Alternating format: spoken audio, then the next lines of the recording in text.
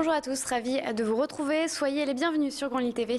Et à la une de cette édition, on revient sur la journée de sensibilisation à la prévention des violences sexistes, sexuelles et homophobes chez les jeunes. Hier, des débats étaient organisés à Los.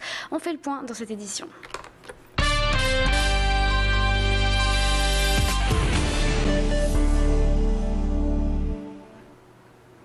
Et on commence ce journal par une entreprise qui roule. Coffee Street est née à Lille il y a 3 ans. Inspirée d'une tradition américaine, 2 étudiants lillois ont décidé d'exporter l'idée des cafés ambulants dans la capitale des Flandres. Ils ont donc mis des vélos machines à café mobiles, comme par exemple ici, place des Buisses à Lille-Flandre. De 7h à 18h, les usagers des transports en commun peuvent prendre rapidement une boisson chaude. Et rapidement d'ailleurs, la société a su trouver son public puisque d'autres points de vente ont d'ores et déjà ouvert à Lille ou encore à Paris. D'ici un an, les 2 concepteurs aimeraient même embaucher 1 ou 2 personnes supplémentaires. Alors qu'en pensent les clients? La réponse au micro de Pierre Beaufilin. C'est pratique, on sort du train et on va au métro et en 3 minutes on a un café servi, donc ouais, c'est plutôt le côté pratique. Vous êtes devenu un client régulier quasiment? Ouais, depuis plusieurs mois maintenant, ouais, tout à fait. C'est pratique, c'est juste à la gare et le prix est assez intéressant. Tous les matins je viens, je prends mon café, soit un expresso, soit un classique. L'intérêt c'est que c'est en sortant de la gare et que donc, en allant chercher ma voiture, j'ai un café quoi. Les enquêteurs de l'INSEE sont en mouvement depuis près de 2 mois en France, mais également dans la région. Ils réclament un vrai statut pour sortir de leur précarité.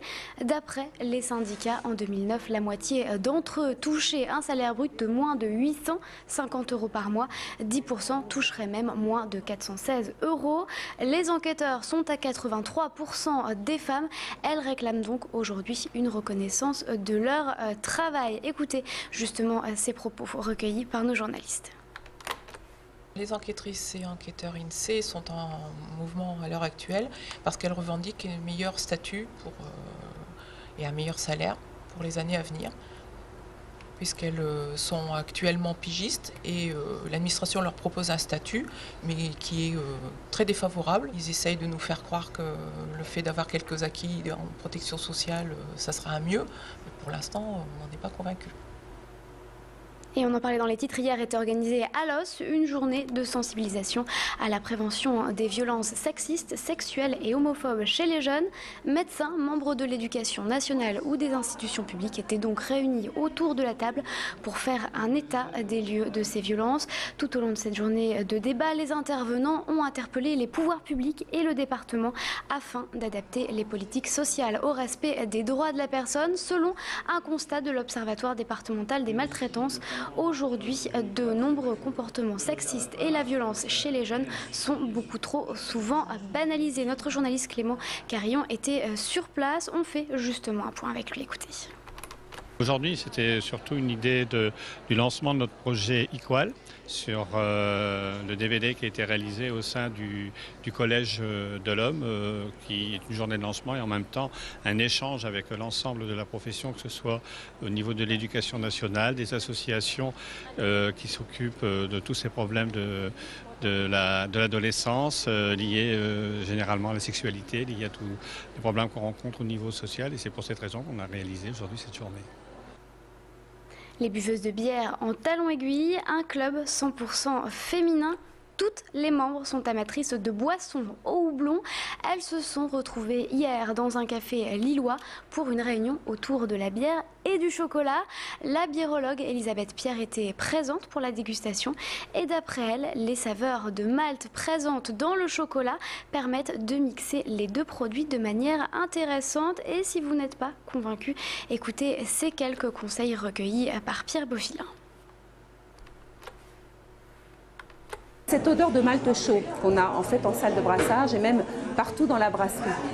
Et en fait cette odeur, tout simplement c'est l'odeur de l'ovomaltine. Alors, quand j'étais petite, je buvais de l'ovomaltine à table et l'ovomaltine c'est en fait le chocolat, le Nesquik d'aujourd'hui, enfin le chocolat d'aujourd'hui. Ce sont des univers très très liés, très très proches. Hein. C'est des tonalités, des notes totalement semblables. Alors l'intérêt bien sûr, c'est de sortir un petit peu des habitudes, hein, et puis quand on est gourmand, comme nous le sommes, ça tombe sous le sens. On adore le chocolat, on adore la bière.